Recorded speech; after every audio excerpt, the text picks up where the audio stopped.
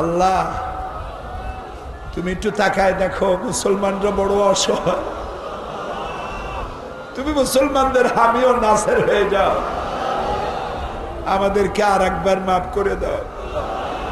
আমরা যাব কই মাবুদ? আল্লাহ তুমি বাংলাদেশের দিকে তাকাও।